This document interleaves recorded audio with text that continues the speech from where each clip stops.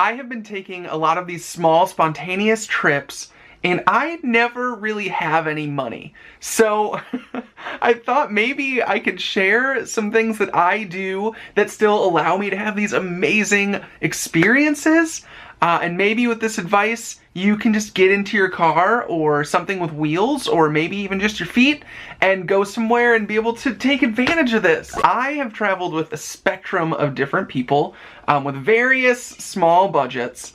And I have to say, before I can start talking about saving money, there's something so much more important that needs to be talked about first. The mentality that you have when you're traveling is so important and infectious with whoever you're with. So being optimistic about adventure is something that absolutely needs to happen. And with that, you can put so much emphasis on the things that are happening in that moment. The people that you're traveling with, the people that you are seeing because you're in a new place, the environment that you're in, all of these little things feel like victories. And that's how it should be when you're traveling, especially on a budget, because those are the things that are free and they're all around us all the time. It's a unique experience that no one else can have exactly the same way.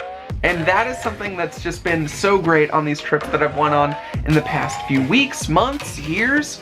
So the mentality aspect of traveling, huge. The second thing is this idea of having open arms and an open door to all of the people in your life. So if somebody's coming from out of town, let them stay with you, show them around, do some really cool things. And that has to be mutual with your friends, because then if you want to go to California and pet some wolves, for example, that is going to be an invitation that's open both ways. Not to mention, if you are traveling to go see some friends, or you're traveling through a state and some of your family members live there that you haven't seen in years, that's a great excuse to share some stories, catch up with some relatives, see some friends, and most of the time they're gonna be super nice and they're gonna let you stay with them, and then maybe even you can share some PB&Js, and they're also helping you explore and travel and making it possible for you. So those two things, beyond traveling, honestly,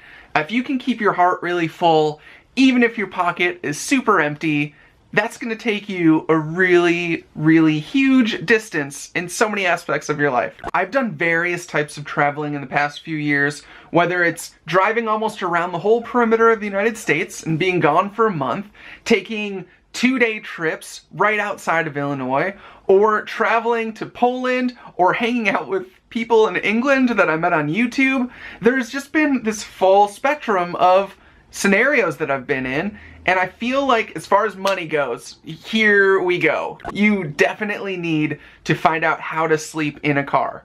Your car, a friend's car. Don't recommend a stranger's car, but you know, who knows what can happen. Don't do the stranger one. Figure out how many people can comfortably sleep in the car, because then you can start traveling with more people and it's even less expensive, and there's even more stories that come out of that. I don't know how long the trip is that you want to go on, but if you have to stay at a hotel, remember you're only there to sleep and shower. It doesn't need to be this luxurious place with couches in the bathroom, for example. Just actually, sometimes, like, if it's kind of gross, that just makes the story so much more fun to tell. And that kind of leads into food. So if you find yourself at one of these really super cheap hotels, most of the time they have continental breakfasts that are not very supervised, so you can stock up on some bagels or on some crackers or anything that you can throw in the car or throw in your backpack. Take those with you. That goes a long way. That's really, I mean, you have to think about that. When you're buying food, you have to think, how economical is this food to have? How long is it going to last you? Is it going to get smooshed if you put it in your pocket? I would say avoid all those chain restaurants, because that is going to add up really quick. Buy a loaf of bread, buy some peanut butter and jelly, or if you're going to go to like a restaurant because you've been eating granola bars all day, go to a restaurant that's specific to where you are. Like a little mom and pop place. There are stories that can be made so simply by going to a place called the Red Onion rather than McDonald's or Subway. And right there, that's gonna take your adventure from down here to something that you'd kind of expect to something completely brand new that you would only know because you're in that area. And on top of that, there are coupons or Groupons, Restaurant.com, all these little things that kind of cherish these small places that you can find in towns that you're in, and you'll end up paying half of the price that you would pay if you didn't have one of these things. Almost everybody has the internet in their pocket. Just take it out of there, blip bloop it, and save money. Be really smart about the money that you have, because it might not be that much. With that advice alone, you could get in your car right now and you could just go somewhere and you're gonna be fine. And even if things don't go perfectly smooth, you'll figure it out, and then that story is gonna be really great. The California trip that I went on almost 2 months ago was really reliant on this credit card that I have. It's a Southwest credit card,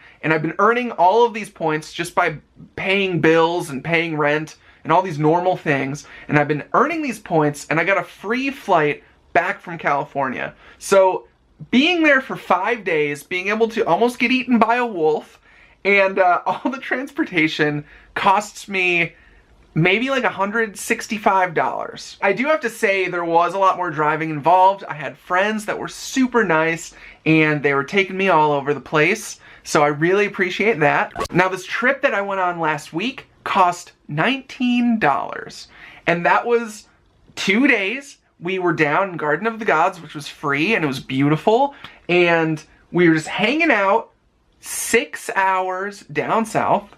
I almost said 6 miles.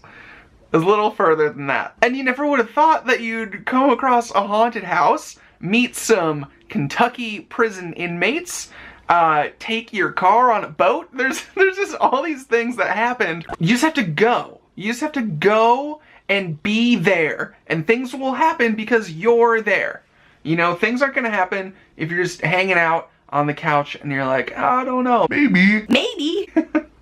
I guess things do happen then. You'd make the couch really warm. Doing a road trip to Minnesota, I know it cost less than $50, and we got to bathe under a waterfall. You know, money is so secondary to these things because you can really pinch all of these pennies, but it's all about the people that you're with and taking in that moment around you. So I guess beyond all of the dollar signs floating around your head that might discourage you from traveling, surround yourself with positive, optimistic, risk-taking, adventurous people, and things are gonna happen. They can start really small, and then eventually you can go out of the country and do crazy things. So do those things, and I hope that this might have opened your mind a little bit to how little something can cost, but how valuable relationships are, and how that's gonna take you to all these new places. So anyway, I'm excited. I love that you're here, and it's like I get to take you with me on these little adventures.